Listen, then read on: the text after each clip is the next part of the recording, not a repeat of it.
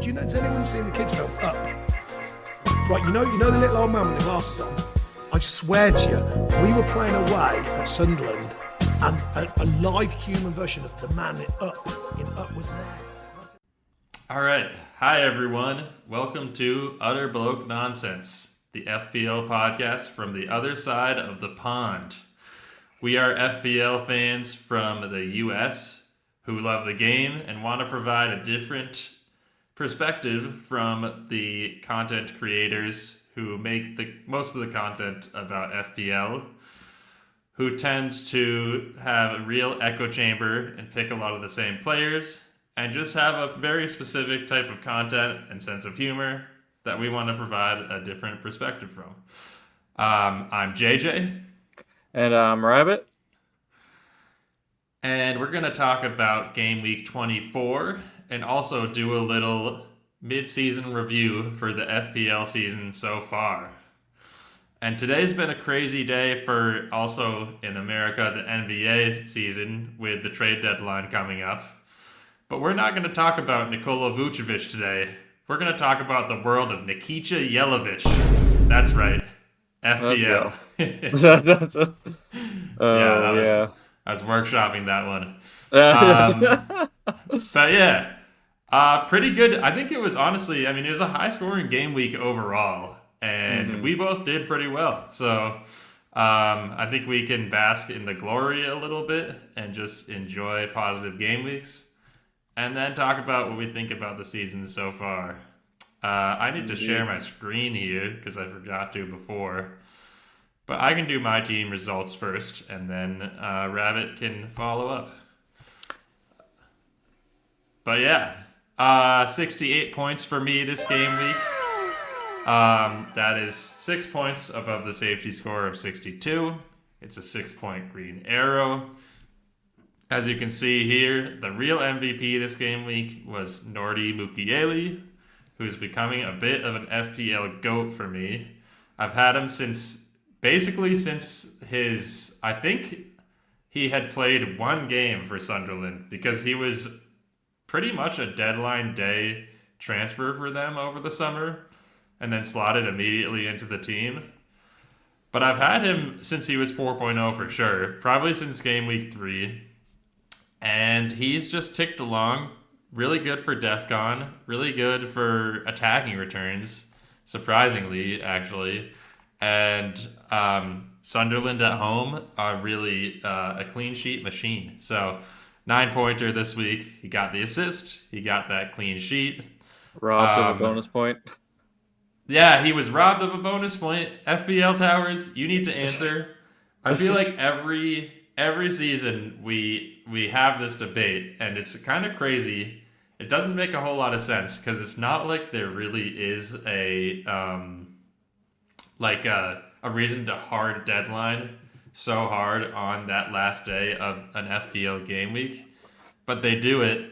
And so often if someone plays on Saturday, you'll see them relitigate and reevaluate the bonus points throughout the week.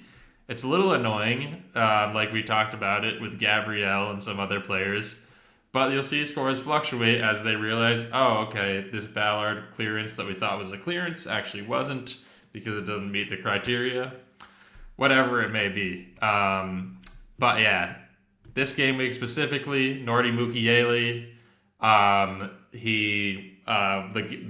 everything was locked in. He was just one BPS point off of getting a bonus point. It appeared on that bonus point chart. And then people looked back and they did the math and they looked at some of the actions that happened in the game on yesterday and realized that a Ballard clearance shouldn't have counted a clearance. So they redid the bonus point table, but it was too late. They had already sent out bonus points, and it was Diarra, the goal scorer, Alderete, and I forget who the third guy was, but some other Sunderland guy. And Mukiele should have gotten one bonus point. So I could have had a 69-pointer, which would have been nice, pun intended. But I'll take a 9-pointer. A thing that's really nice about having like Monday fixtures and especially when it's a game like Sunderland versus Burnley, I kind of knew I was going to have a green arrow, and it was just a matter of how big the green arrow was because my whole team had played except for Mukiele, and he's a differential. Not a lot of people have Sunderland or Burnley players starting. And yeah, if you started Dubravka, that was a mistake because he got 3 put past him. But yeah, Mukiele, just an FPL stud. Trevor Chalobah had a decent game week for conceding 2 goals. West Ham are kind of on a scoring streak here. They've put up multiple goals in a lot of games in a row now, and especially Bowen and Somerville are they've gotten goal contributions in a lot of games now, and I think consecutively. But the Trev bonus points are huge, or the Trev DEFCONs are huge. He's become a really good DEFCON guy, and he's just becoming a popular FPL asset, so I'll take it. David Raya got the clean sheet, one of the better goalie performances this week, so very happy about that. I don't know if any other goalies got clean sheets. I guess we have Roofs and then Kelleher, who isn't super highly owned, but it was one of those game weeks where a 6-pointer from your keeper is a solid one. Gabrielle, the DEFCONs, which is pretty huge. Kind of rare Gabrielle getting DEFCONs, honestly, but I'll take it in this case. Against Leeds, right? It's a little weird that he got DEFCONs against Leeds. Yeah, no, but he's sort of a DEFCON monster. Yeah, I guess you're right. When Saliba was out and it was just Gabriel, like he'd get like 15. Yeah, that's true. I forgot about that. He start he wasn't, but then he became good. Yeah. Yes. The City guys both got returns. That game was a bit of a disaster, honestly, for the second half. But I'll take 7 points from Semenyo. That's a pretty nice differential. I'll take the 10-pointer from Holland, even though he wasn't the best captaincy option. Is a rare return for him. Kind of crazy to say, but he's been on a real slump lately. And then, Rice with the classic 3-pointer. That's just his usual point total at this point. Morgan Rogers, he had a red, maybe they misattributed his yellow card. Because at one point I was looking at in the game, he had a yellow card and he was only on a 1-pointer, and that was like the 85th minute. But maybe that was a mistake. Regardless, not a good performance from him. I mean, I don't know. That 1 point doesn't make that much of a difference. I still like him as a player. He's former City, and he's really fun. But for FBL,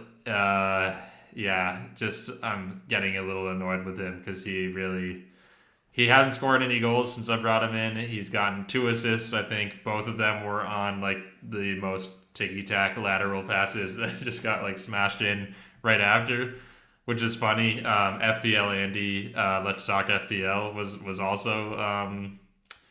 also talking about that on his pod, and I was like, yeah, we talked about that a couple weeks ago. Like that is the Morgan Rogers experience right there. And then at this point, these guys are like not differentials at all, but I'll still take good returns. Bruno with the 2 assists, with the 2 bonus points, the very, very late assists that gave United, honestly, maybe a little bit lucky win. But I'll take the FPL points from that. And then, Enzo, also late contribution. And with both Bruno and Enzo, we've talked about this before. It's nice to have a player who's so involved and does so many good DPS actions that, like, if they score, no matter if it's literally a game with 5 goals in it, like this Chelsea game was, they still get bonus points just from being involved in, like, everything. So, an 8-pointer for Enzo is awesome. I'm glad that he's in my team. Krupi Jr. from the bench. I talked about maybe starting him, but it was always between bringing in Enzo this week and then benching Krupi, or starting Krupi and then bringing in Enzo next week. And so at the end of the day, I think I'm glad I picked Enzo over Krupi, even though it's just a 1 point difference. As well, it must be said, I did transfer out Ugo Ekitike, who had a big return this week. That was a negative 6 point loss, which is crazy because Krupi Jr. had a nice game too. But overall, I did gain. Ekitike enabled these other moves. Downgrading Ekitike allowed me to bring in Enzo and Bruno, who combined for 15 points, which is more than Ekitike scored. So overall, I gained some points. And yeah, even I feel good about Krupi moving forward. I don't think he's nailed, but he's 4.6. So if I have to start him, I will. And honestly, my slightly hot take that maybe is just spawning from some frustration with Rodgers is that Krupi might be a better FPL asset than Rodgers. I would definitely consider starting Krupi over Rodgers moving forward. Just because Frogers is a bit of a fraud. I like that. Yeah. I mean, I like the guy. I don't want to go too in on him, but it's frustrating. Now he's been honestly talking about, I guess, mid-season retrospective. He's been one of our worst transfers for sure. Yeah. Seriously, I remember at the time we were just like, "Oh, we should." I mean, there's no real downside except for all of this blanking. That's the downside. Yeah. Probably should have thought about it more. We were point chasing for sure because he was coming off of 2 double-digit alls. To be fair, I don't think it's not like there are other midfielders who would have blown him out of the water in that time. At least that we would have picked. Harry Wilson, if I had just gone straight to him instead of Rodgers, he scored a lot more than Rodgers in this time span. Or even Guimaraes, who I actually was sort of considering. That would have been an upgrade. But Guimaraes has missed the past couple of game weeks.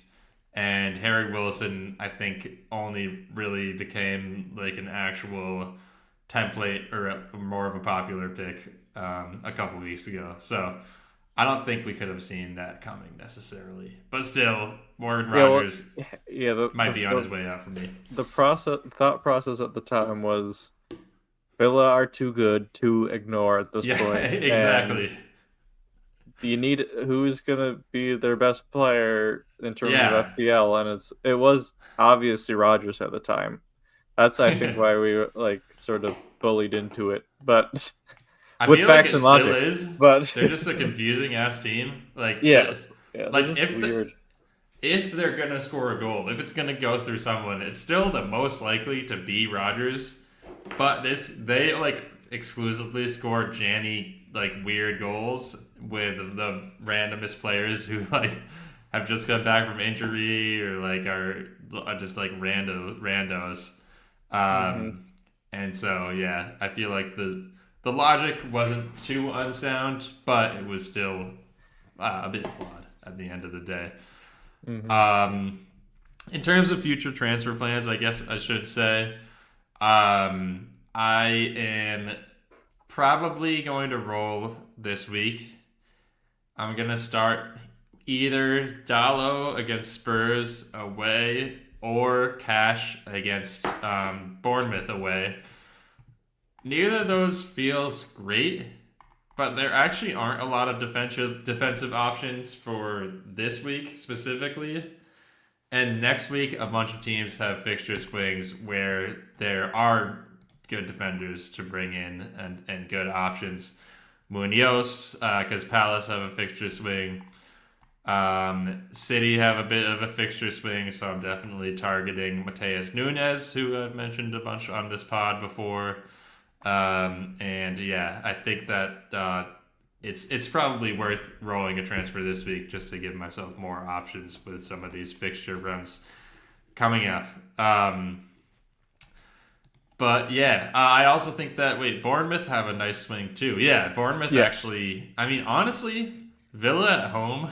Looking at Villa right now, I don't think Bournemouth Senesi is a pretty good option this week. I've been thinking about that, but I don't think he's necessarily way better than like Dallo or Cash. Like he probably will get 3 or 4 points.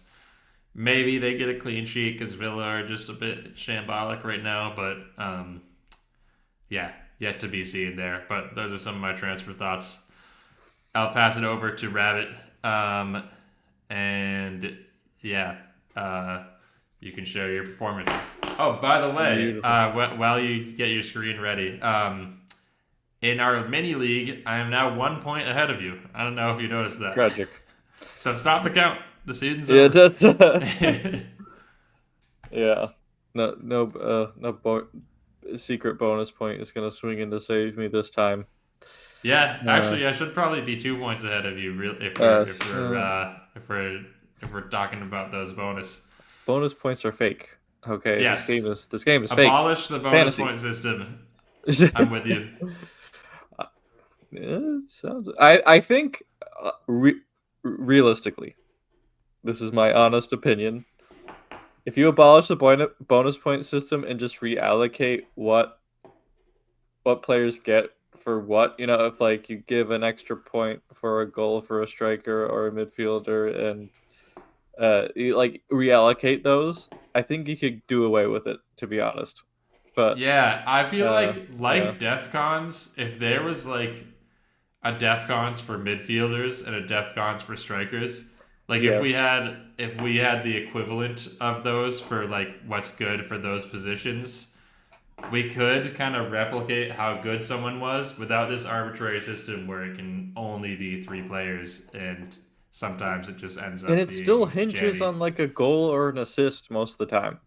That's like the thing. So Unless you're and Elliot DEFCON was like an Anderson. attempt to get away from that. So Yes, exactly. Yeah, unless you're like Elliot Anderson and you're just like the DEFCON beast who somehow is just making everything work, then you need to score or get an assist to get bonus, or like a goalkeeper clean sheet with a bunch of saves. But yeah, that's rare. Word. Is my screen up? Yes, Beautiful. we are seeing you here. The Pickford disaster class. No. It's Pickford disaster class, yes. But a 4-point green arrow. Finally, a green arrow on a week that is relatively high scoring.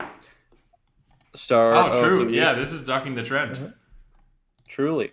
Star of the week, Ekitikaka, finally returned. I did say, like, before the Newcastle-Liverpool match, I was like, this is Ekitike's last chance.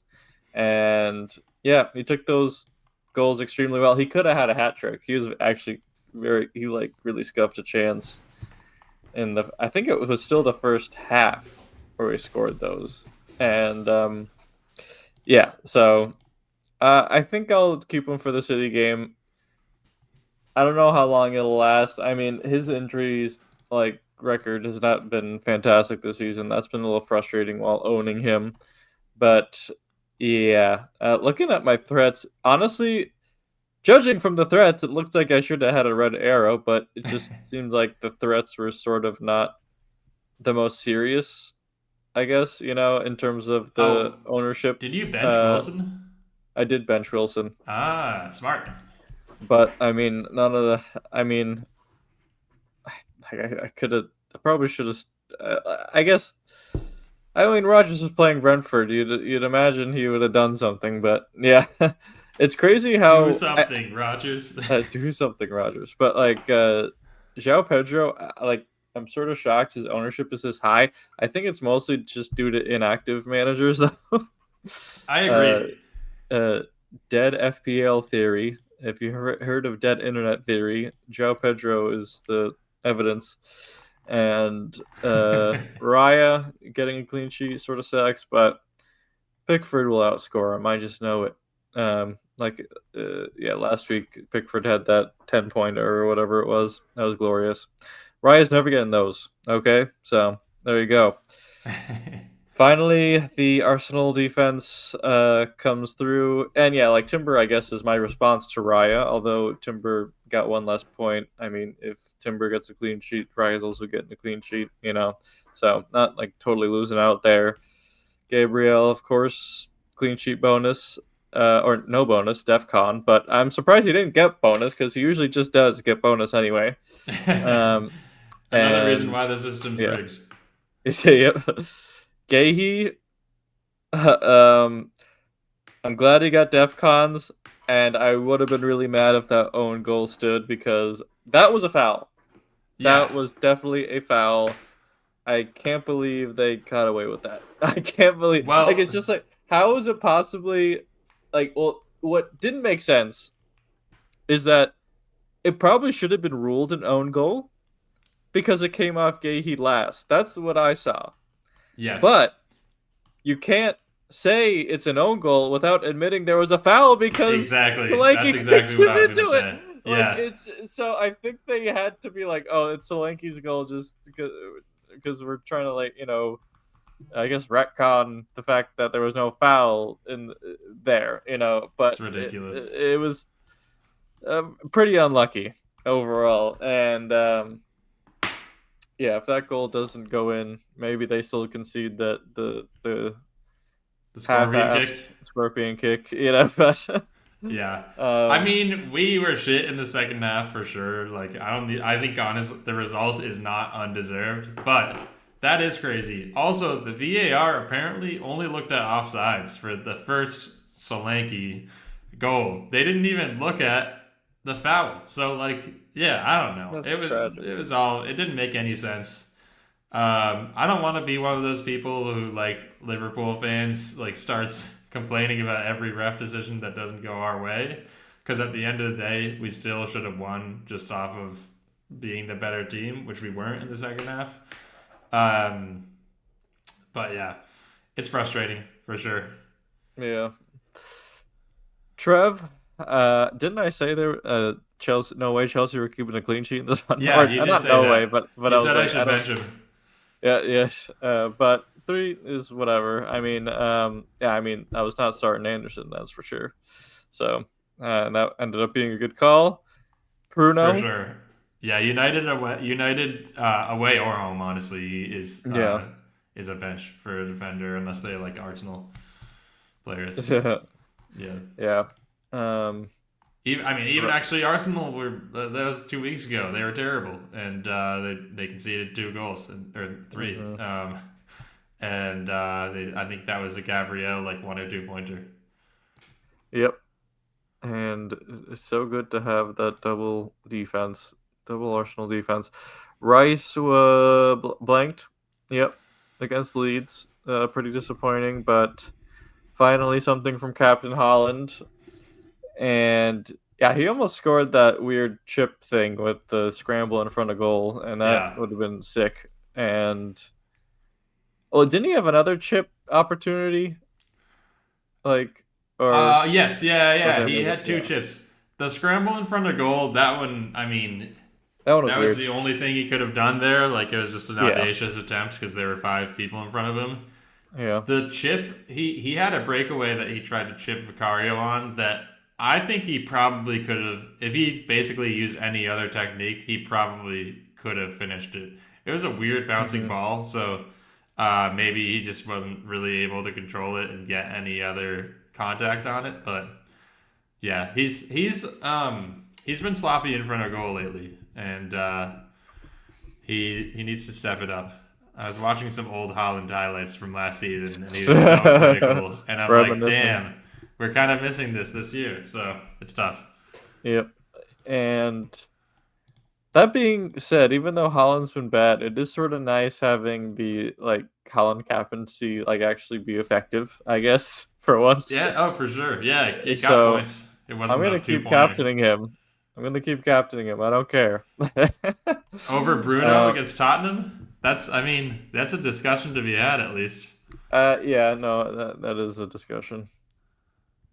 I But because Liverpool defense is also bad. yeah, Liverpool defense. I think they step up against good teams, but they are Yeah. questionable for sure. Um, And yeah, Akatike obviously good. Bench Wilsinho and paid off. And yeah, that's pretty much it. And in terms of future moves, I think I'm getting rid of Rodgers for Enzo. And then transferring out Gilbert, Mark Guiu for Krupi, and then our teams will be almost identical. No, Yeah, but that's like wild. I did say last week that Evan Nielsen and Krupi are like on par in terms of assets, and Krupi did score. And Yeah. I do think that is still the case. And I just want a someone I can play, pretty much. And Bournemouth have good fixtures, and I want someone to take advantage of the really good ones. And yeah, he's like the lowest risk because like my defense is sort of mostly stacked. Like maybe I go Senesi instead of Gagey. That's the one I would probably consider, but I don't know. Gahey was also close to an assist and a goal in that match. Yeah. He was getting on the end of a lot of stuff, so He's really I good on still set feel pieces like still. yeah, And he's even playing if good he ball. Like, he plays concedes, through balls that open up stuff for us. So, yeah, I think he's still good. yeah, yeah. It's So crazy. it's He went from, tough. like, one of the most expensive uh, Palace defenders to one of the cheaper City defenders. I was just thinking about that. It's kind of funny. A What contract is will he, do like, that to a 5.5? MFer. Oh, Is he even 5.5? He might be. he was 4.5 Yeah, to start the 5.2. season. So Yeah. he's 5.2. He's cheaper than Nunez. That's kind of crazy. Nunez. Interesting. Mateus N. That's actually a real debate, Mateus N versus Gay. I hadn't thought about that until right now. I Yeah, think I'm like still going with Mateus, but my backline for next week is looking like I'm benching Gahey against Liverpool, and that's I fair. have Timber, Gabriel, Sunderland at home, and then Chalobah, Wolves away, and then I have Yeah, five like midfielders. So I fear for the City Liverpool game. I think we can win, but we ship goals to strikers who are good on the counter, which that's Ekatike's MO. So I'm worried. yeah, well, that's about my week. Yeah, I'm sort of I think I will make those transfers just because I have the money to do it. Also, right now, like I might get priced out of it, so I might be forced into Yeah. it. But Enzo's looking good, Krupi's looking good, and like Giyu's not playing, Rogers looking bad. Might as well. Yeah. So Yeah, yeah, I will say for the same price point as Giyu and Krupi, Mateus Mane is about to have a double game week, like basically next game week. I mean, the week after next. So it could be worth a punt. I mean, one of those games is against Arsenal, but he still could get like 4 points just off of the baseline of playing 2 games. So I'm not going Wolves. I'm not um, going there unless Pablo yeah, Sarabia comes back. I'd go- Saint uh, uh, Pablo. I'd go Pablo again, but no, that's I've seen enough of Wolves. I can't. Their fixtures aren't great, gotta say. Their fixtures, they took advantage of some of their easy fixtures and got some points out of them, Yeah. but they're playing Chelsea, Forest away, which is quietly becoming a very hard fixture. Palace away, which is quietly becoming not so bad of a fixture, but it's still tough. Villa at home. I mean, they honestly probably could win that game, but Liverpool at home, Brentford away, Arsenal at home. Yeah, it's actually pretty tough. So yeah, Mateus Mane, awesome player. Like I actually like him a lot as a player in real life, but I think if you're bringing him in, it's probably just taking advantage of that double. Like he's not. He's also like as far as actual goal involvement and like just where they play and how involved they get in the attack. Mateus Mane is sort of like playing as a center midfielder for them who like gets into the attack, but he's a striker in FPL.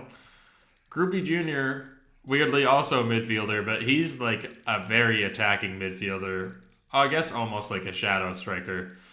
And yeah, I don't know if you saw this goal he scored over the weekend, but it was a banger. We love Croupy. Yeah. We love Croupy. Croupy fan club. Yep. Been a fan of him since his team of the season in last FIFA. But yeah, real ones remember. Yeah, let's talk a little bit. Before we do our mid-season recap, we should discuss the transfers in the Premier League this year. So I'm going to sort it by fee. In this January transfer window. FootMob, honestly, I just like FootMob. They don't have the best as far as like their transfer values and the UI for looking at transfers. It's not amazing, but I guess the big one to talk about, Semenyo is kind of old news at this point, but Strand Larson to Palace just happened today, got finalized. One of our mid-season picks for for being a great FBL performer. What do you think, Rabbit? It's not gonna change much, and it's also weird that like Mateta wasn't moved on.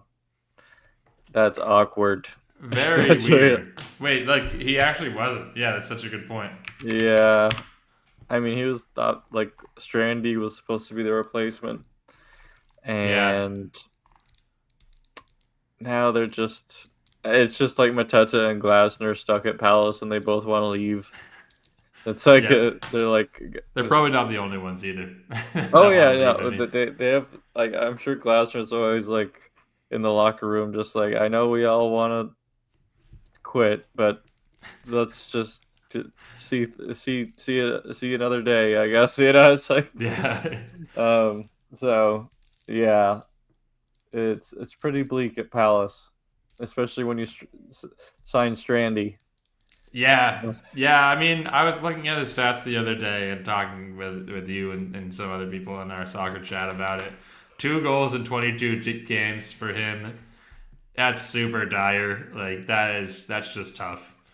And yeah, I didn't even really. I guess I didn't fully catch that Mateta didn't go anywhere. So that's crazy. Honestly. Even though staying at Palace is going to be super weird, and I mean, he might just not play. I don't know what's going to happen for the rest of the season, but it's probably better than going to Milan. Because Milan, I mean, this was all you, so I don't want to steal your take, but Milan is like the striker gulag. It's so rough when you look at the strikers who have played for them, and geez, what was I gonna say? Oh yeah, he had a knee issue, which also is like, if you're going to Milan already injured, like he would have played one game and like blown his ACL out, and then like basically been done. Like that's what I don't know if you saw Milan brought in Fulkrug and like he had a bad knee injury in his first game for them. Yeah, I saw he did score. But yeah, he scored, but then got injured. Yeah, I believe so. Or maybe he's back now. Maybe the injury wasn't as bad. Yeah, I guess he is back. But yeah, the reason why they wanted to bring in and I guess he was only playing like 25 minutes a game, so he might still be battling this knee injury, and they're like, yeah, we don't want to bring in someone else with chronic knee problems. Which is understandable. Oh yeah, the Pocket Talk transfer finally happened. He's gonna be awesome at Flamenco. And West Ham are better without him. Yeah, it is kind of crazy. I mean, they lost. They had been going on a win streak, but he wasn't playing in those games either. So, yeah. This. I mean, I've commented on this a lot. The 73 million thing is crazy. Honestly, even the fact that the fee was 50 mil, that is a coup for West Ham. That is a crazy number right there. So I feel like I they guess paid good for that much, them. like for like initially, like close to that much. I don't like you mean the fee? I don't think so. Yeah. Let's see what Transfermarkt has to say because that's a good question. I feel like he was like 50. I think he was even less than that. I feel yeah, it's funny. Transfermarkt has his value at 35.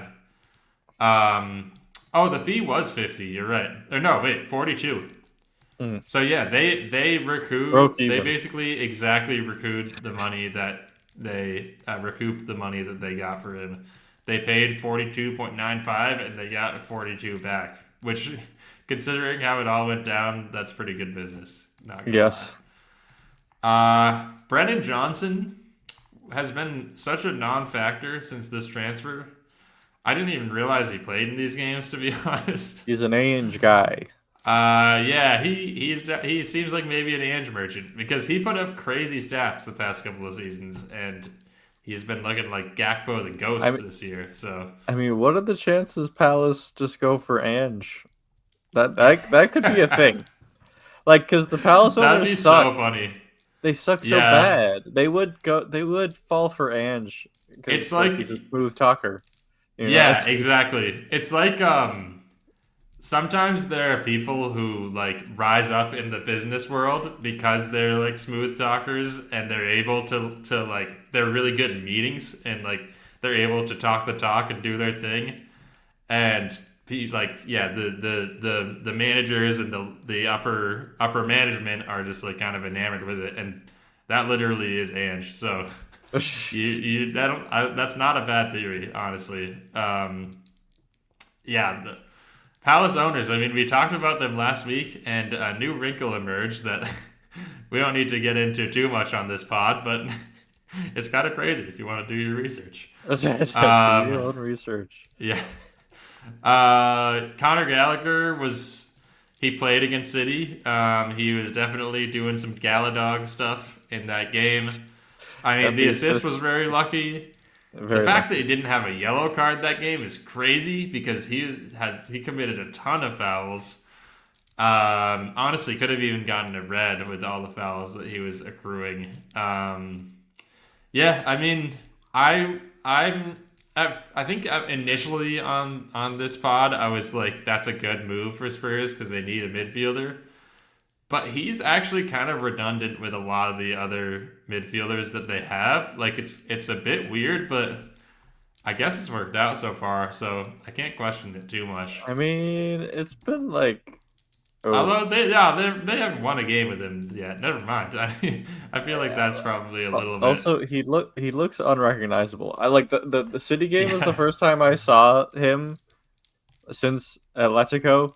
And I was just like, who is that guy? Like, he looked like anonymous, you know? It was just like, and yeah, I think, well, they had to play Paulinho, like, right back or whatever. And ideally, Paulinho plays there, I guess. So Yeah. it's like, whatever. But yeah, it was a weird lineup. It kind of worked, but no, Gallagher, honestly, like, the hair is weird. His hair. I think he was just dyeing his hair before, or maybe like frosted tips. he didn't get any sun in Madrid. He was in the tunnel. I mean, he just wasn't playing. He was sitting on that shaded bench.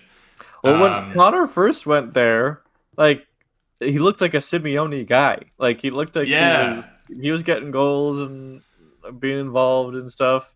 And like I was just like, okay, he's gonna become like Marcos Llorente and like become like a weird right back inverted honestly, guy who gets goals. That's a good shout. Like, but it did not happen. And when you I know people don't like Simeone, but I love Simeone. And if he throws you to the side like that, like he did with Connor, he's probably not good.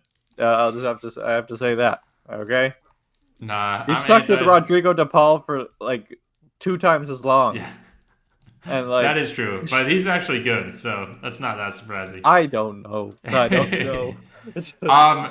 Honestly, I mean, I'm not really a Simeone guy, and their transfers continue to like just utterly confuse me. I don't know if you saw they brought in Lookman. I mean, he had to go somewhere. like what their squad. Wait, what'd you say? He had to go somewhere. Yeah, It was just I sort of like a mean, weird last resort. yeah, he keeps on burning out with everyone or kept on burning out with anyone at Atalanta, and yeah, he had to go, I guess. But like, this is just a weird squad. This is their squad. I guess Well, they're Sorloth all got like injured. workhorses, yeah. And Yeah, but well, yeah. I think Lookman. Honestly, this sort of reeks of the Lamar transfer. That's what it. That's what it sort of is. damn. But Yeah, this is a we'll fully see. healthy. This is just a weird squad. They're fully healthy and they're going with this squad. It's bizarre. He loves Barrios for some reason. Barrios is I kind of sick. He's only 22. yeah, he's young, Um, but like he's sort of just a shit house. Yeah, it's like the weirdest thing with them, yeah, I mean that's definitely true. But the weirdest thing with them is they now really like MLS guys. I don't know if you've seen this, but like Thiago Almada was like a good MLS guy for a while. Johnny Cardozo never actually played in the MLS, but he is a U.S. men's national team guy. He's honestly destined for the MLS at some point. And then they just signed this guy from the Seattle Sounders, Obed Vargas. oh, the Mexican guy. Yeah. Yeah, so I don't know. I don't really understand. Yeah, this like they had Raspadori, they sold him. Like they make some strange moves. Gotta say. This is kind of wild. Not a lot of big money transfers here. If this guy going to Birmingham from Deportivo Valles was one of the biggest moves. Alaves. Cancelo's back. And I mean, this is the big one. Endrick has been cooking. 5 goal contributions in as many games. Xavi Alonso, you are bad. Yeah. Hey, I mean, that's the future City manager. So don't. No, I'm kidding. I wouldn't be opposed. But yeah, let's look at any other transfers here to discuss. I think we could just do Mean, this is gonna turn around. Yeah, this is gonna turn around the West Ham season right there. Disassi, no longer Disastri. He is. I mean, do they really need? I feel like they actually like. As far as their entire team goes, they're not the perfect team overall, but I feel like their center backs are actually pretty good. So I mean, Tobito should be in prison for what he did to João Pedro for over the weekend. I didn't see it. Well, you saw the fight that happened. Yes, with Adama, like Adama the Beast. Adama saw red, or he didn't see red, like in terms of getting a red card, but he was, I guess figuratively seeing red. And Cucurell's had it coming. Is all I'm gonna say. I mean, I don't see why he needed to toss him like that. Like he sort of just like I don't know if he was like shielding the ball. Yeah, like he's awesome. Like he fell over, the ball's out of play, then he just like sort of like pushed him, and it's just like. But like after like Pedro and Adama like clashed, Tobito came out of nowhere and like put his hands on João Pedro's neck. And it should have been a red. Hey, yo. No, wait, didn't he get a red? Maybe he got a red. Oh yeah, after. He did. Yeah. I feel like I don't know. Maybe Tadebo's bad. He was really good in the French league several years. Oh yeah, actually, this is kind of a stinker of a season. But like, yeah, I think Mavropanos is pretty good. I don't know. Yeah, none of these guys are really impressive. Like, their ratings here. You're like, he's okay. Yeah, Kilman honestly should be playing more. I mean, Kilman, the fall off from Kilman is crazy. But yeah, maybe that's just Wolves making him look good because, Yeah. Well, I think, did Nuno ever coach Kilman? I wonder. Probably not, I guess. That's too long ago. He's an O'Neill guy. Yeah. Yeah, I mean, no wonder he looks so good. Yeah, he is an O'Neal guy. Oh no, he crossed over with Nuno though. Yeah, he was at Wolves forever. Yeah, Chelsea were thinking about getting him at one point. yeah. Glad we I dodged don't that know. one. Like Nuno usually is pretty good with center backs. So for these guys, for this, I kind of get why the Disasi was in the cards for them because it's a bit of a disaster. Evil Socks, Tyreek George. That's interesting. Didi Fofana out on loan again. To the Strasbourg Gulag. Yeah. Ortega to Forest is cool. Good for him. I'm Is he happy for even him. gonna start? It's hard to tell. I don't think. I don't think. Oh man, why am I blanking on our podcast? Our podcast mascot. Daichi? Yeah, I don't think Deitch likes any of their other keepers. Like he's just been running a rotation with them. He has, yeah. So and he's really quality. I think there's a chance he starts. I'm surprised he went for so little. He was like He's not on a even a huge minimum. contract, so Okay. I think it was just in order to take on the contract, they're like, we will basically give him for free, but you just got to pay the contract now. Yep. And honestly, we might have even paid some of the contract too, because his contract is kind of massive for a backup keeper. Not like going to a non-top 5 Premier League club. Mhm. But yeah, all right. Oh yeah, wait, one more thing. Where is this guy? Oh, I thought this was Vinny Souza for a second. I think he plays in Germany now. There's another interesting transfer somewhere Was around it here. what the Ivory Coast guy to Palace from Villa? Wait, who? The it, it, I don't know how to say his name, but he's the Ivory Coast guy. He's from Villa Oh yes. to Palace. Yeah, Yeah, yeah, yeah. Gasson, Evan yeah. Gasson. Yeah, that was interesting. No, actually, I wanted to comment on Ryan, who scored a goal. Or no, he had an assist already in that Bournemouth game. So, just interesting to keep an eye out. I feel like if he plays well, he could be a minutes. He could take minutes away from Krupi and even Nielsen. So, kind of interesting. But yeah. I think we should get into our mid-season recap. Yes. So, yeah, I'm just gonna stop sharing. Yeah, those are the internal documents. We can't. Yeah, you can't leak those. That's some important information about Tierno Berry and Iliman Njad. Yeah. Insider knowledge. Yeah. Okay, so yeah, let's go through our table predictions and our preseason breakout stars. Actually, first, we should do the DEF CON talk. We've been talking about doing this for the past couple of episodes, and then time has gotten away from us, but we're only at 48 minutes right now. We've got so much time to spare. Yes. Yeah. So yeah, I'm gonna let Rabbit wax poetic about DEF CONs. Yeah. Just checking in to see how this whole experiment is going, I guess, because it is, a new thing for FPL.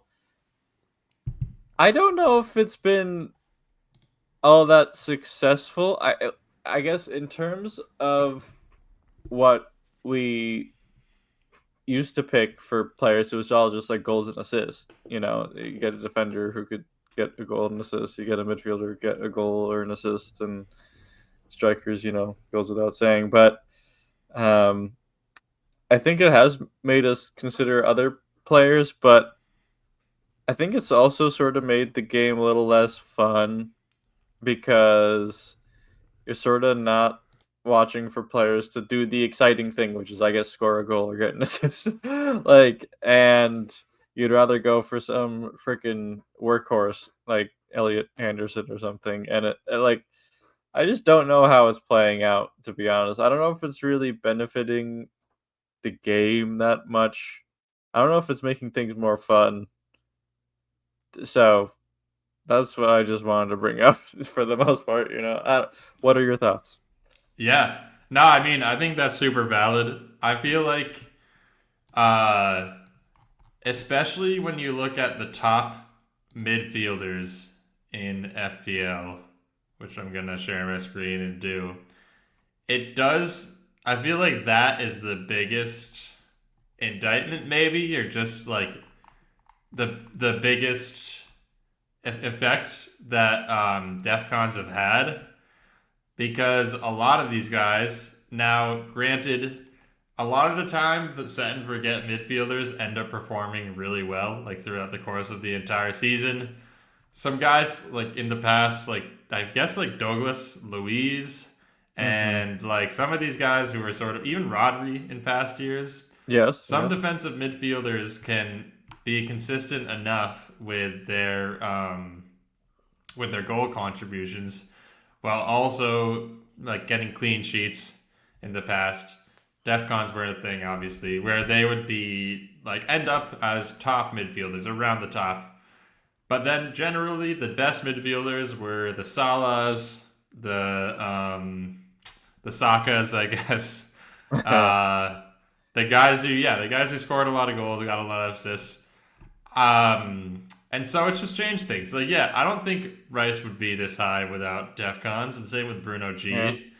Um, and so actually, like, it's funny. I think you could pin him as a DEFCON guy, but I don't really think he gets them super often. Yeah, I No. think he's gotten them twice this season. Yeah. Um, That's about right. but yeah, like even a Jimmy Garner, that actually prime example. He's so good at DEFCONs, and I mean, he almost got 30 in a game. And yeah, like it does make a difference. So yeah, I think it's interesting. At the same time, I think having a midfielder who took penalties was like so peak in old FBL, and it also made the game a little bit boring because you like really were just doing like a spreadsheet statistics game and being like, all right, if this guy's on penalties, like we do it, and then you have to look at like who took the last penalty. Well, who was on the field? Was he on the field when was Cliver on the field when Semenyo took the penalty? Whatever. Like you really, there was all these discussions that I thought were like kind of boring and didn't actually make the game more fun. So I think it switched things around. I will say overall, I actually do really like DEFCONs because I think it's changed the defensive landscape a lot, and you like a broader variety of defensive options are interesting now. I feel like it definitely is. I mean, it's really all center backs when you look at it, or at least guys who Yeah. can play It just center used to back. be wing backs. Yeah. Yeah, like Timber plays right back for Arsenal, but like he really is a center back. I mean, they just play like seven center backs at once. Um, Same thing with Mukiele. Like Mukiele sort of plays wing back, but they have a system where he tucks in and sort of plays a more center back role when they're defending. Very interesting. Mateus Nunes is like the out and out wing back that is doing the best. Also, I think if Munoz Yeah. It's had been healthy. healthy all Yeah. season, this ranking would be different. But it's interesting. Like, yeah, it's a center back meta for sure, and I think that's because of DEFCONs. Although Timber's not really a DEFCON guy, right? He doesn't. I don't think No, he gets them he's very actually often. more of an attacking. Like he should. Yeah, Yeah, like that's his upside is when he attacks or yeah, he he's gets an gotten attacking. DEFCONs twice. That's kind of Yeah. crazy. And Um, also, I think one of his biggest assets is just his availability. He's been Arsenal's most nailed defender all season. I think he's the only Arsenal defender who hasn't missed games from injury. Maybe he missed one. Um, but yeah, then 2 goals, 4 assists, pretty solid. Honestly, that number feels a little bit low. I feel like he could be on even more goals and assists, considering the positions he gets into. Although, actually, no. Let's Talk FBL was just talking about this. He's on like exactly 6 XG, so that he is exactly performing where he should for goals if you trust the potentially flawed stat of XG. Yeah. Well, I mean, I guess yeah. does DEF CON, it's changed the calculus so much. Is there any going back? Could the game take away DEF CON and it wouldn't be weird? And I think Yes, it'd be too I think weird to so, take it yeah. away. I mean, it's sort of like the Ass Man, the assistant manager chip. Well, the This Ass Man was this season, we're just like, what do we even do? I just want to make sure I have funds available. Take the funds away from the rest of my team to buy a manager that I will only have for 5 weeks, and then I have to reallocate those funds after. I mean, I just love that. I really miss it. No, I can't believe they introduced that mid-season, and we're just like, yeah, you can do what you want with it, guys. It's so stupid. Yeah. And like another aspect thing, the like table changes aspect of it was so messed up. Oh my god, that was because like I had Yeah, slot that was just and Everyone slot had like slot. on paper seemed good, but they just were in first for the entire time. And I think you picked Moyes. And I got a Moisey 20-pointer. Yeah. And then I think I that was got a crazy. Glasner. Glasner was pretty good too. Yeah. Yeah, but the I mean, Moisey it was fun. 20-pointer was huge. Yeah. Dropping the bid, it was kind of fun. The 20 points from Moyes. They jumped up like a bunch of table spots, and like I forget what they even got points for for those, but it was something crazy like that. It was like 3 points for a win, and then if it's like above an opponent 10 places higher than you, it's like 10 points. It was so bad. Yeah, no, but yeah, the Ass Man chip was always out of left field, and it was always experimental, which made it okay to take it away. With the DEF CONs, it feels like I would just be cool. I mean, I guess I already mentioned it, but I think I'd be cool with taking away DEF CONs if we're going to reallocate how the other points are given out. You know, in terms of like, what is a goal for a defender? What if it's like 7 points?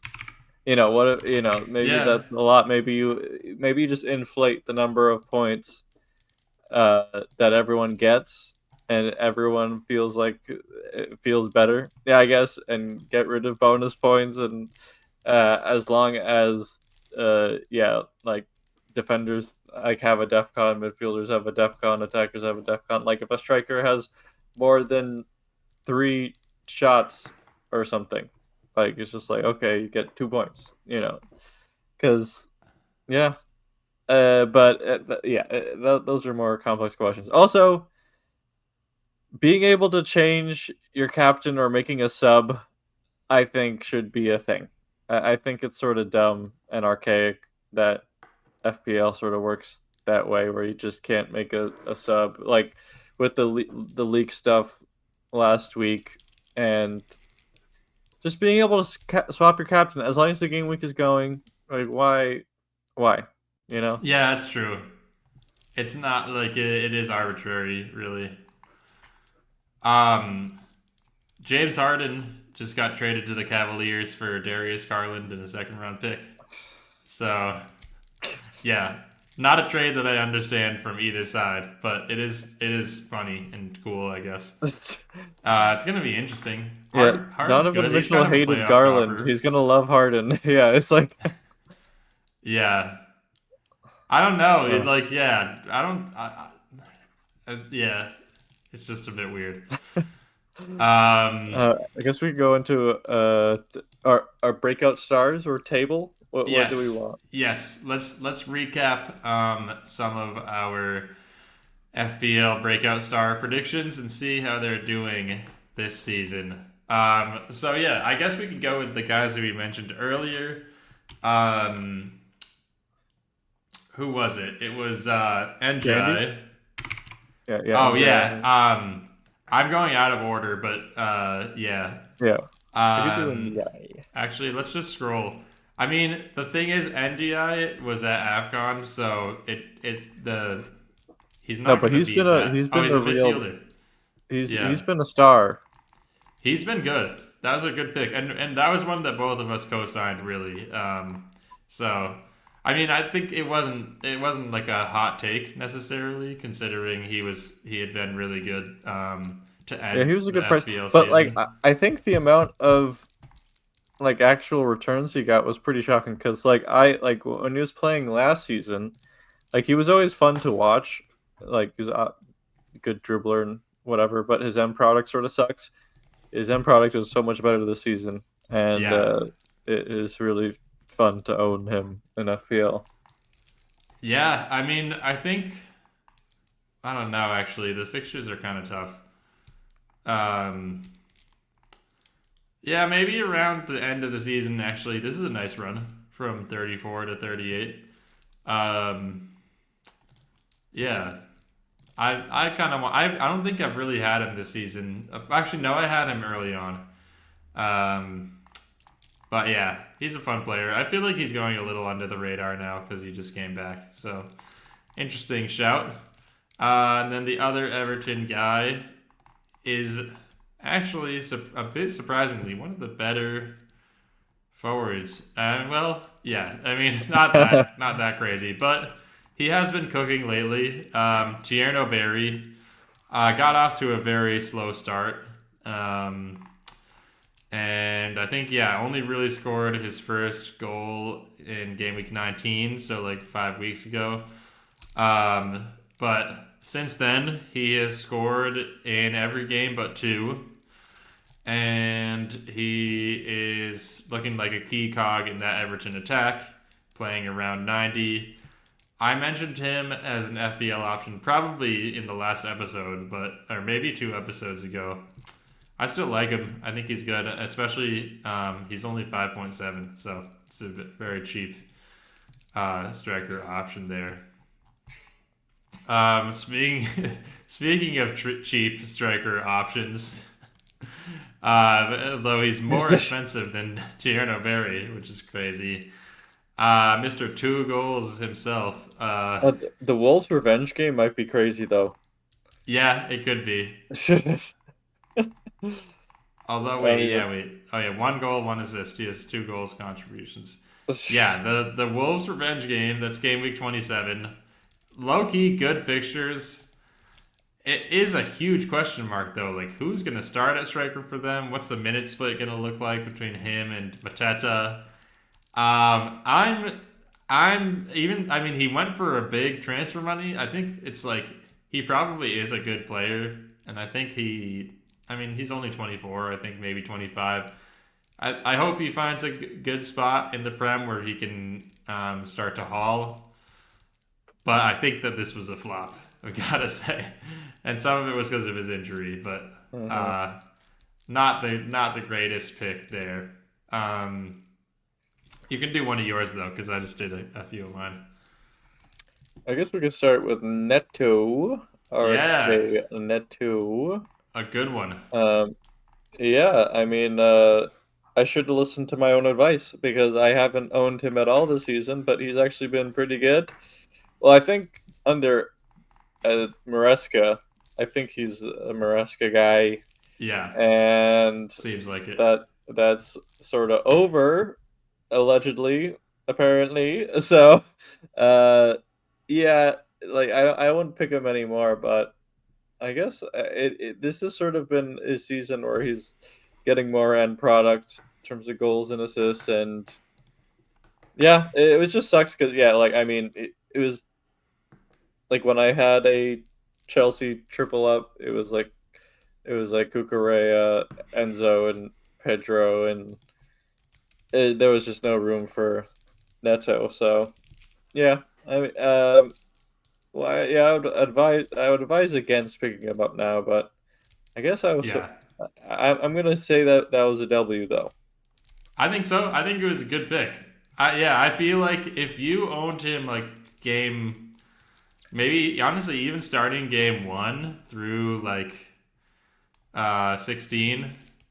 He was. I think he was one of the top midfielders in the game. He'd give you a good return here and there.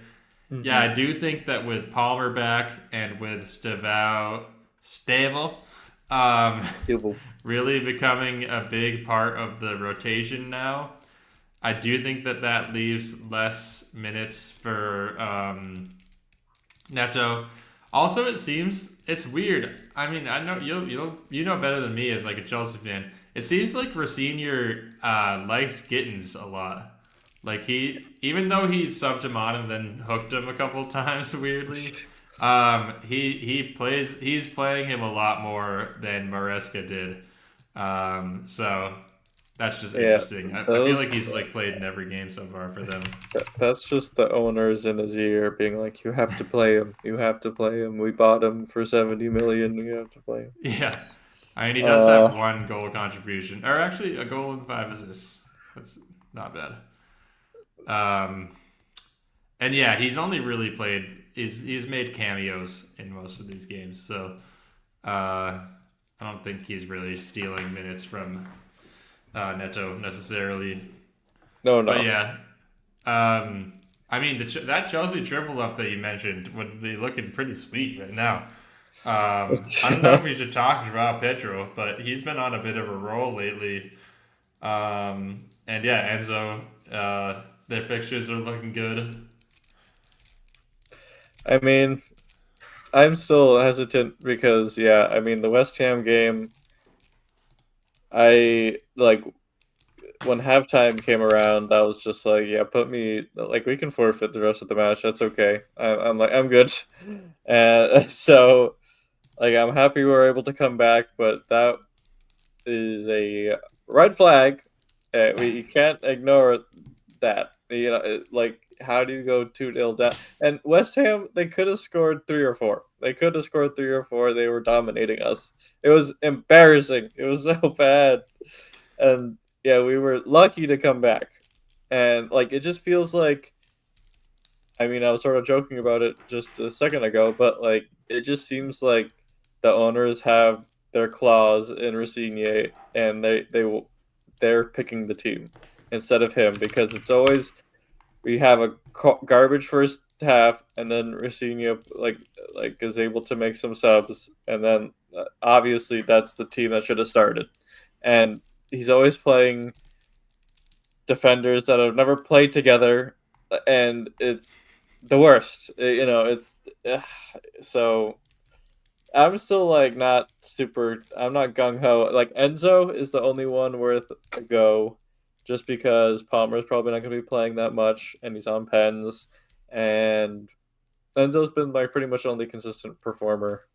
I guess you could count Pedro as of late, but it's just tough because yeah, he did come off the bench last game. Minutes are a worry. He's not going to start every time because we're too dependent on him. It's tough.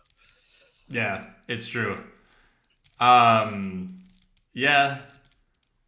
We'll see. I think Robert Sanchez had a bit of a stinker in that game as well. Like I think the second West Ham goal was a banger. The first West Ham goal he could have done better on. The cross that like just kind of bounced in. Oh, that was sort of tough. To be honest, was, and those do go those in. Go in, But yeah, it was tough. All right, I can do another one on my picks here. My last one was Simon Adingra. Hey. I will have to. He's not. Wait, is he? Did they deleted him from the game? Yeah, or maybe he's not a Are you looking at midfielder. midfielders? What? No, he's. Yeah, he's not in the game anymore. Wait, is that? They deleted. No, He he was in here. was so bad they took him out of the game. Was it Simon? Yeah, I guess. That's kind of wild. Wait, What? like I've never he seen really? a player deleted.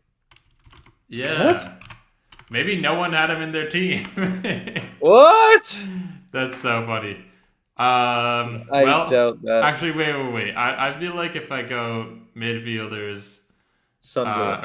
or just go Sunderland, and then scroll through their midfielders. Whoa, how did that? That's weird. The game is breaking. Yeah. No, I guess he's just not in it anymore. What? Yeah, that's strange. No, this has to be investigated. What is Yeah, going that's on? weird. No, I Maybe saw they him in the replaced him with game. Nilsson Angulo. They just Yeah, did this a like for random like guy. swap. What? That's so They weird. nuked him. That's crazy. What? I don't get that at all. Oh yeah, a What? lot of people have Ba. Oh yeah, I guess just because he's 4.3. But Dembaba. Yes. yeah, No, I but know. this is sort of creepy. I'm It's not gonna it's lie. bizarre, yeah. Well, It's that was a freaking bad pick if we bizarre. have a guy who's not even in the game Oh wait, anymore. That's he's showing up on mine. He's showing up on mine. Uh, what? yeah, I How? have him here. Oh wait, no, that's not why. Um, that's so weird. Yeah, he's just not. He's not in Not in my the game. browser Maybe edition. they know Yeah. that he was one of my picks, and they were like, "We need to snatch him from you." Um, but okay. Yeah, you could give your last couple. Yeah. Yeah. We could I go to had Burnley Marcus here. Edwards of Burnley, and he's only recently just starting to play. I think maybe Yeah, Jaden Anthony took his spot for a while or something. I don't know. he might But have been injured because he didn't play it for like yeah, he a didn't play at lot. He all. just didn't play at all. Yeah. Yeah. So But I don't like know he's what's been up with him. playing 60 plus minutes since Hmm. 17, yeah, match week 18, and doing pretty well. I will say, got a goal and an assist. Goal, Hmm. two assists on the season. And my last pick was Evan Nielsen of Bournemouth, and he has been outdone by Krupi. So like he's Evan Nielsen's not a terrible pick, but I just feel like for his price, now that Krupi's in the picture, that's sort of tough. Yeah, And maybe it's a bit of recency bias with Krupi, but I think he is honestly just better from an FPL perspective. So yeah, yeah, good pick, but frustrating. I would say for Evan yes, Nielsen. And yeah, I feel like Krupi is encroaching on his spot game by game, where he gets a goal, and even Nielsen disappoints. So we'll see. yep. Although even Nielsen has also gotten a couple of goals lately, so they might just be a rotation it's going to be something to think about. I'm glad that neither of us picked Gyökeres, despite him getting his We first knew. goal in a while. Yeah, we'll see. I mean, I don't think that you should think about bringing him in, even though he did get rested in the cup game. So He scored against Leeds. I mean, Arsenal have played Leeds twice this season, and he yes, scored against Leeds twice. So most of his goals have come against Leeds. I think good he for had two you, goals dude. against Leeds. So Yeah. yeah, I mean, he is. He seems like he might be a bit of a bad team merchant. Oh I mean, he yes. did score against Everton. I feel like They're most not strikers bad. are, to be honest, but it's like Burnley, Forest, Leeds. Yeah. Yeah, I mean, that's kind of being a striker. You have to take your opportunities. So, yeah, it's like you got a hat trick against a bad team. It's like yeah. Yep. The Igor Thiago effect. um, okay, I'm going to. How should we do this actually? Let's talk through our tables, our predicted tables from last season. Should we go? We could go spot by spot. We could go like top half, bottom half. Um, how I should think we we could do just this? rattle them off and just be like, I was right about this one, I was wrong about this one so far. Yeah, let's do Um, five at a time and talk through like let's 20 to 16, 15 to 11. Let's go yeah, through and do yeah. that. Okay. Okay, so my 20 through 16 that I predicted for the 25-26 Premier League season in order from 20 to 16 Honestly, no, it wouldn't have been better if it was the other way around. Leeds, I had no faith in Daniel Fark. Burnley 19th, which is correct, and that seems like it might end up being their spot. Brentford 18th. I was owned there for sure. Wolves in 17th. Too high. Clearly, I was too high on them. Wolves believers. And then I was thinking that this was such a hot take, and that I was like a genius for this, and that at the end of the season we'd be like, "Wow, Sunderland didn't get relegated. That's amazing." So I had them in 16th. Honestly, pretty good pick. I think they're almost definitely higher than up at that. I should have the real table up as well. They're like ninth, right? Yeah, they're like mid-table. Yeah. Um, yes, they're eighth. So I doubled their ranking. But still, I'm happy. I think that not a lot of people were picking them to stay up, but I had faith, and they've cooked so far this season. So shout out. But yeah, what was your 20 to 16 looking like? Yes, I had Leeds at 20 because we're Daniel Park haters, but now we are believers. And Burnley 19th. There you go. Everton at 18th. So that's Ooh. my first L. Yeah, I do have sort of a vendetta against Everton because I feel like they've escaped relegation too many times, and that this would be the time where like it all sort of their luck runs out. And moving from Goodison, I thought there would be bad vibes. Like there's been plenty of stadium moves recently that have backfired, like West Ham and Spurs. So I was thinking maybe the same thing happens here because God, the that new. West Ham stadium is so dead. It's Oh, like it's I mean, so is no atmosphere Spurs. at all. Spurs Besides the and stuff. bubbles. The bubbles are cool, but Yeah, yeah. yeah. Um, I had Sunderland at 17, so yeah, I had them survive, and I had Wolves at 16. So pretty much, we're pretty similar teams there. Yeah. We were high on what was Wolves, that guy? The Wolves manager. Vitor. Yeah, Vitor Pereira. Yeah. Well, because Feels he like five had managers ago. yeah.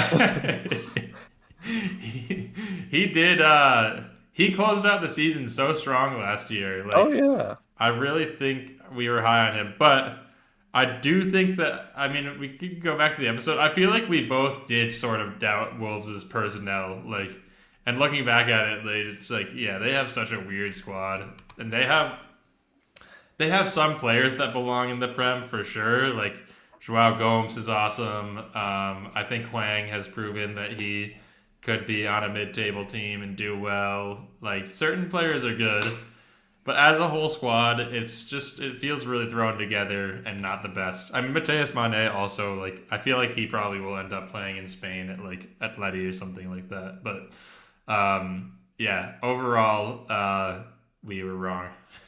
they're really one of the worst Premier League teams at this rate. I feel like.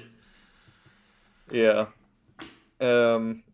I do feel like Wolves' squad is not that bad. It's weird, but and I didn't think Vitor was like again. I'm a Gary O'Neill guy. Okay, I think he's clear, but Yeah, I agree. Well, yeah, that's your maybe future manager now. So I know. Yep, and Vitor. I feel like it. Yeah, I just feel like he probably should have just got more points at the beginning of the season. Then like they could have been really horrible for the rest of the season and still finish 16th. But that was like I guess what I was thinking. I yeah, guess I could keep going. 15 to 11. yeah, go for it. I had Brentford, the Bees at 15th. I knew they were not going down. They are built tough. Okay, Thomas Frank is assistant manager. Yes, Uh, a I great I system they've built at Brentford, and Thomas Frank's part of it, but clearly he was not the reason for their success. Yep. I had West Ham at 14th, and Yeah, I mean, it was hard to imagine they'd be this bad, to be honest. Because yeah, like their squad is not terrible, and yeah, I mean, they had Potter at the beginning of the season, right? Like, Yeah. Jesus. I'm surprised you had them that high considering your I mean, Potter hate. I think they were the best of the worst in a Yeah. lot of so yeah. I mean, so now they're one of the worst of the worst. So there you go.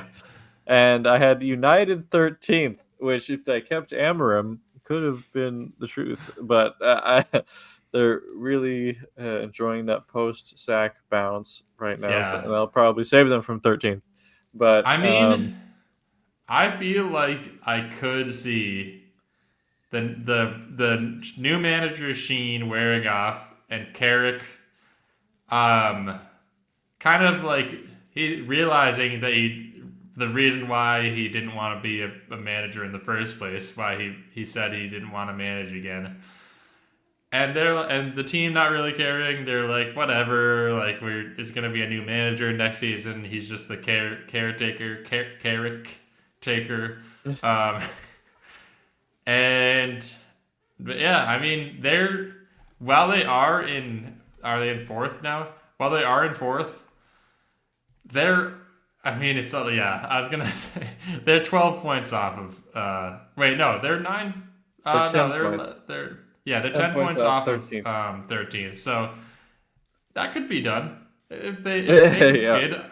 I mean, straight in the we'll middle. see. I they have 3 straight wins, and their next fixtures are against Tottenham and West Ham. The bloke might actually be able to cut his hair. That's all I'm saying. Yeah, and I have Bournemouth at 12th, which is currently correct, Good pick. and Forest at 11th, which again they sabotaged their freaking season. They did. They should have never sacked Nuno in favor of the fraudulent Ange. That was always going to It's end badly. it's crazy to think that they started out the season with Nuno. Like, If you could have skipped the Ange part, like gone from Nuno to yeah, Deitch because Deitch is available, then like okay, maybe there's they something might if Nuno they started might be like in 12th right sucking. now. Honestly, Yes, if they started the season with Deitch, I think they would be because a healthy Chris they've been Wood. cooking.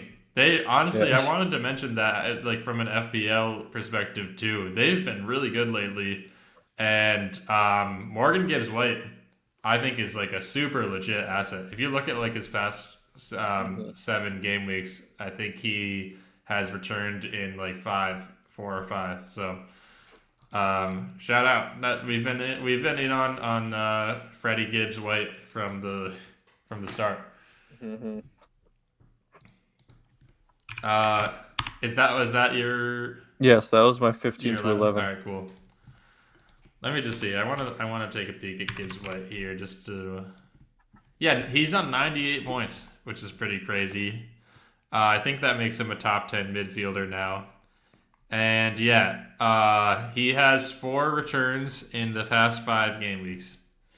So honestly, maybe instead of Enzo, go him. That's great. Honestly, as a Palmer or as a Morgan Rogers replacement, I haven't thought of that until just now. But Morgan to I'm Morgan. oh my god, it sells itself. Yeah. Um, but yeah, no, he's actually not a top 10 midfielder. I was a little bit ambitious, but he's right around like Saka and Foden, which I mean, those guys are flops, but he's good. Yeah.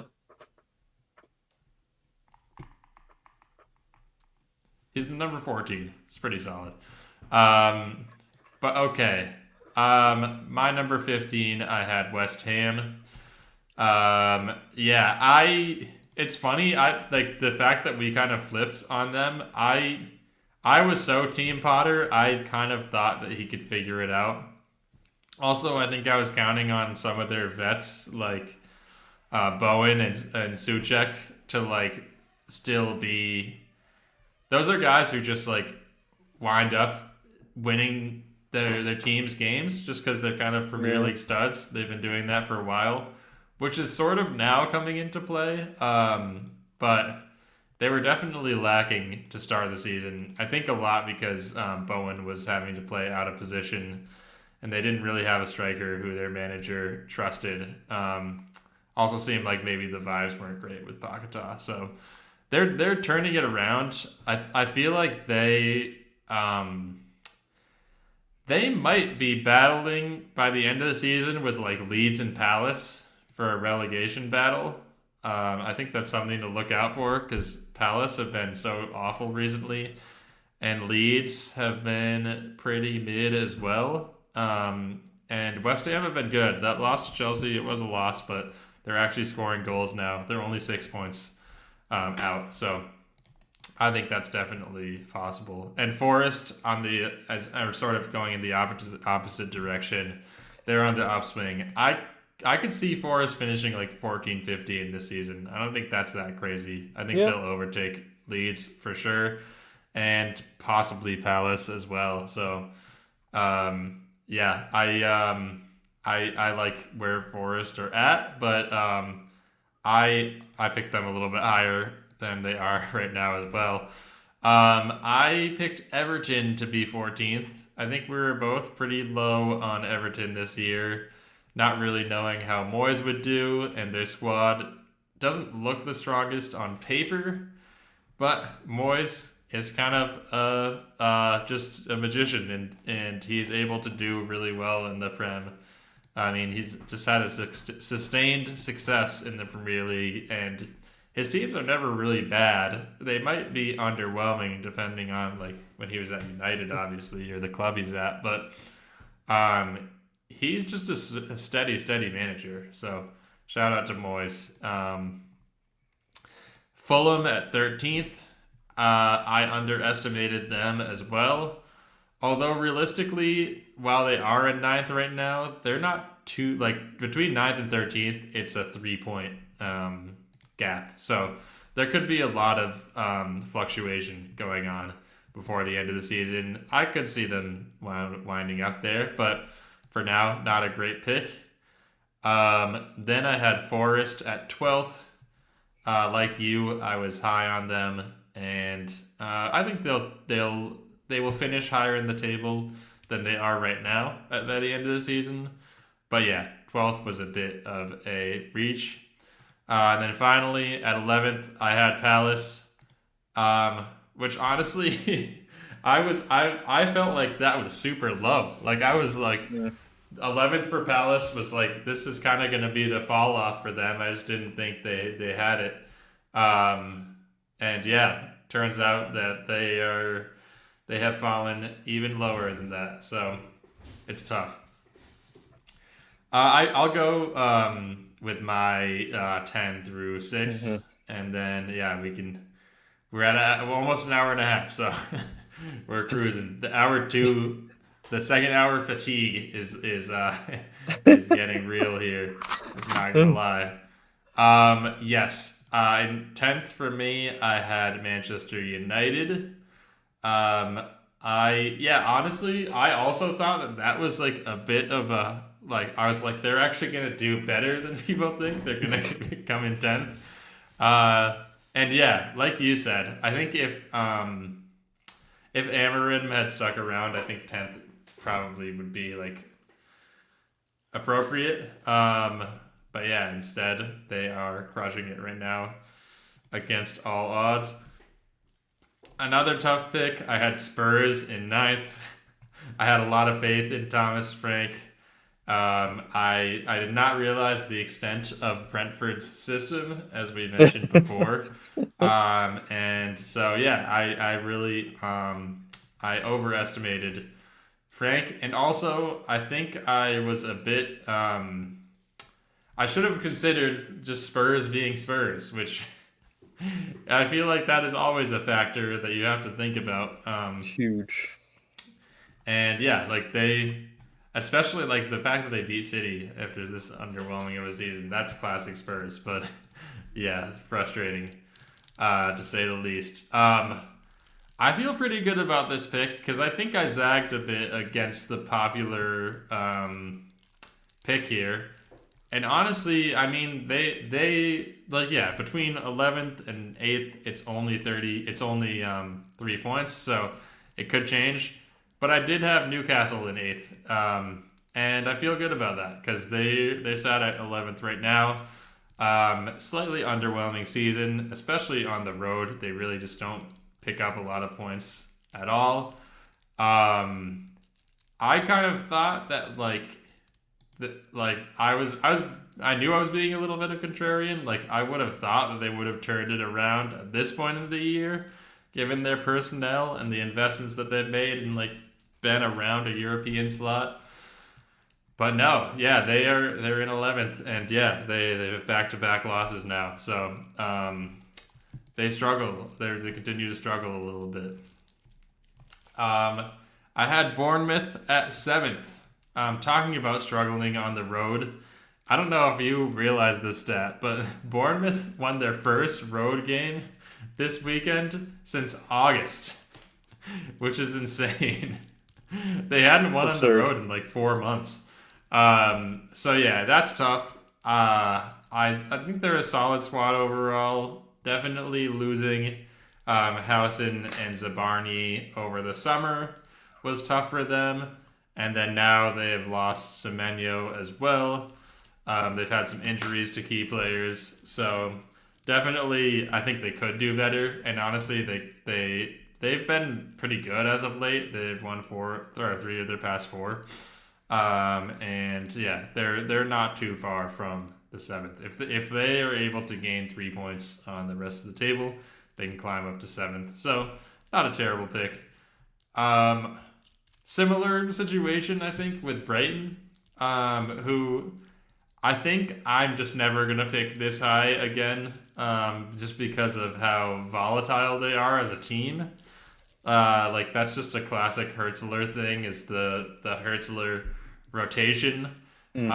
It's impossible to predict what their starting lineup is gonna look like any given week, just because of how much he rotates that squad and plays guys in unusual positions. Um, but yeah, I thought they'd do better just considering their squad and like yeah, I thought Verbruggen was gonna have a bounce back season. I thought like De Kuiper was gonna come in and be like one of the best left backs in Big the league, Riper. and yeah, all these things that I thought were gonna happen just did not. So they're definitely not in 6. I think I like I said for the other two, I could see like Brentford climbing up. I could see or Bournemouth climbing up. I could see like maybe Spurs climbing up to 9th, but I I don't think that Brighton can climb up to 6th. I think that they are just too volatile of a team, and they'll continue to just be up and down. But yeah, that's my picks, 15 through 6. And yeah, Rabbit, what are yours, or what were yours? I have Fulham at 10th, which is looking pretty good right now. Brighton in 9th, Spurs at 8th. And Spurs were like sort of the best of the rest in my thinking there, because yeah, I was not I did not think Frank was going to do well, and Spurs were going to be underwhelming. Let's not forget they probably should have got relegated last year. And Newcastle 7th, which is looking optimistic a little bit right now. And my big one was Palace at 6th. And if their owners did not hate Glasner so much, maybe this could be real. But even with, I think I made this even with knowing Eze was probably out the door. I still think if like Glasner had some type of support and like kept Gahey to the end of the season, this could have been possible, because at the beginning of the season they were looking amazing, and yeah, it really fell off big time. So I feel somewhat like for like the first 6 or 7 weeks, it looked like a good pick, I think.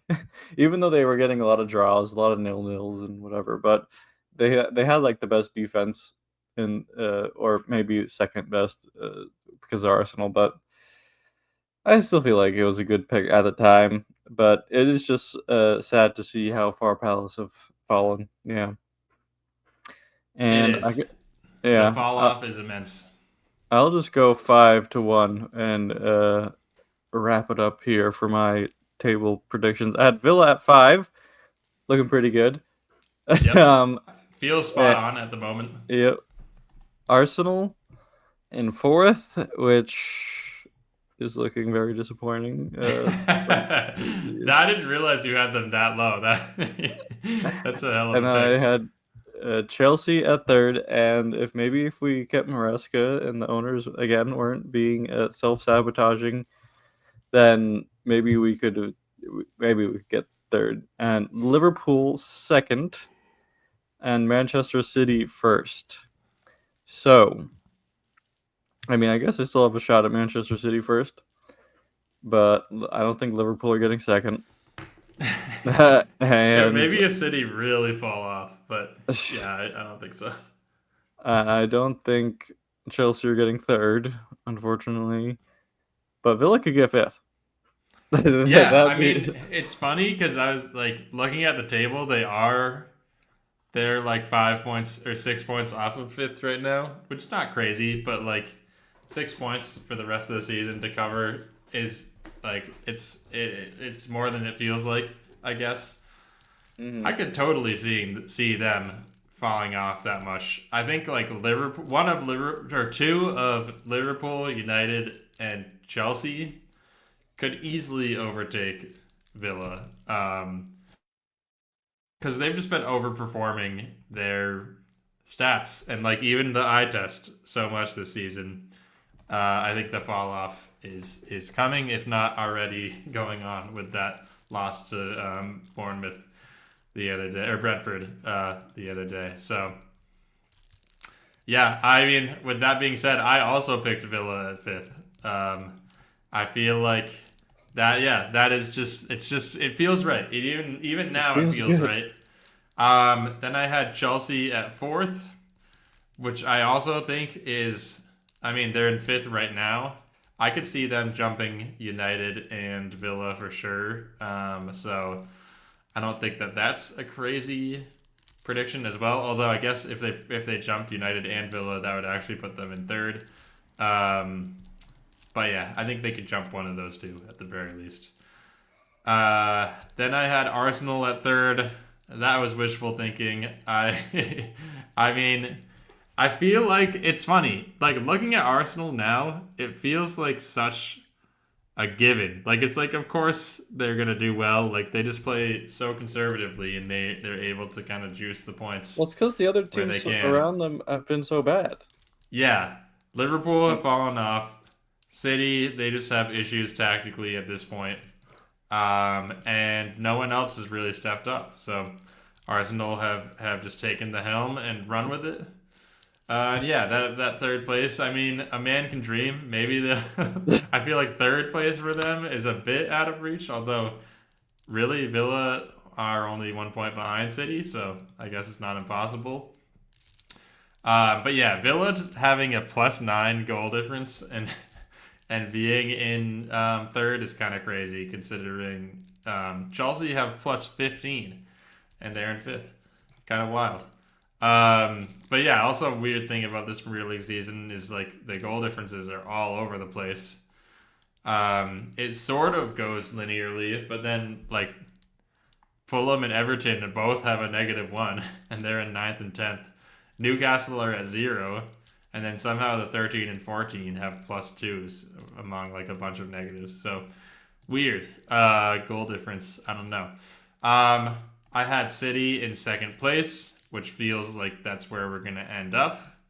I fear that we might be like going the way of Arsenal, where we're just kind of always the second fiddle, which is very sad. But I do think that like tactically and personnel wise, it feels like our ceiling right at the moment. We just like, especially in second halves, we've dropped the most points from like first to second half of any team this season, and if we had held all the leads that we had after the first half, we would be in first place. I saw a stat, so that's tough. Then I had Liverpool first. It felt so sure that Liverpool were just going to bounce back, and they had all these good players that they brought in the offseason. I think this was even. If I remember correctly, we were This was talking before about Isaac. like, yeah, that's what I was saying. Like we were like, oh, like they'll probably win the league anyway. But if they bring in Isak, which it seemed like they probably were going to, it's a wrap. That's like almost definitely what our reasoning was on that episode, which is funny now to look at it and to be like, yeah, actually they signed all these guys who were mostly ineffective, and they're in 6th place right now. So definitely not where most people saw them. To be fair, 6th and 4th, there's only a 2-point difference, so they could definitely climb up.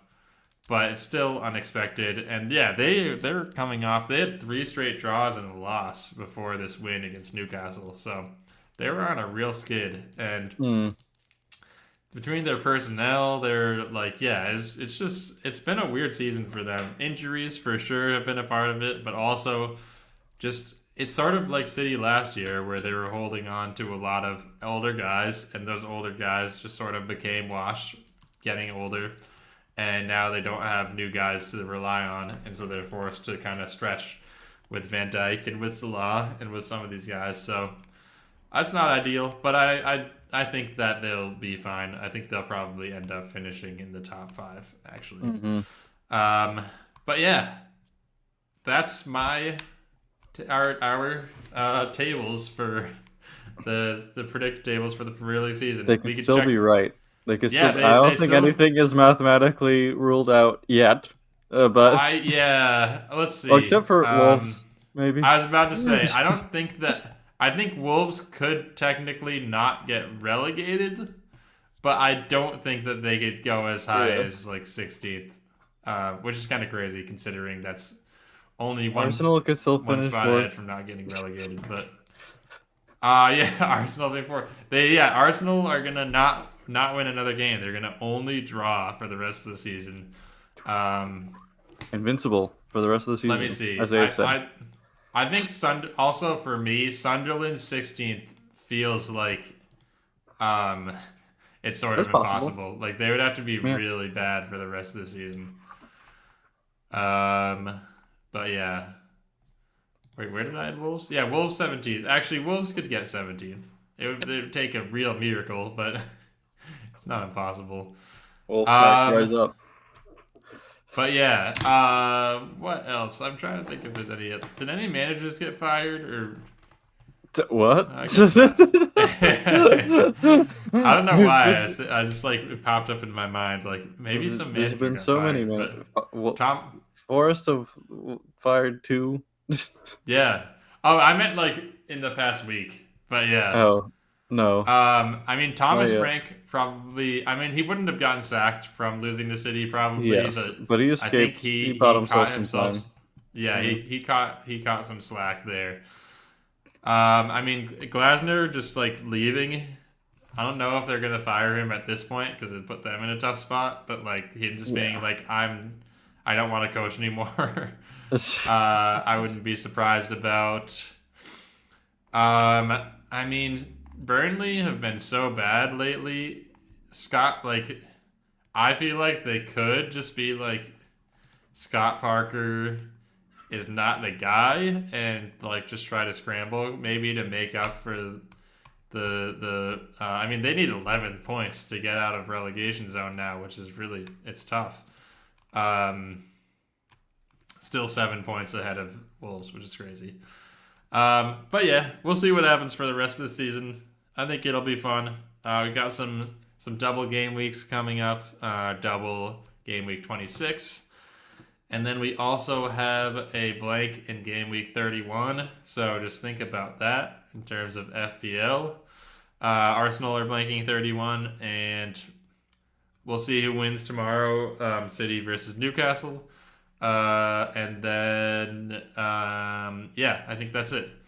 So, I don't know if you have anything else to add. That was a long episode, so. No, this is a mammoth episode. Yeah, but we tackled some key issues in the FPL space. That's true. Well, yeah. Thanks for listening. What is it? Yeah, thanks, ladies and blokes. And Daichi, play us out. Title fight? Get in there! Get in there! You beauty! Come on, you! Love that from you. I didn't say it. No headlines. I did not say we're in a title fight. The media said that we were in a title fight.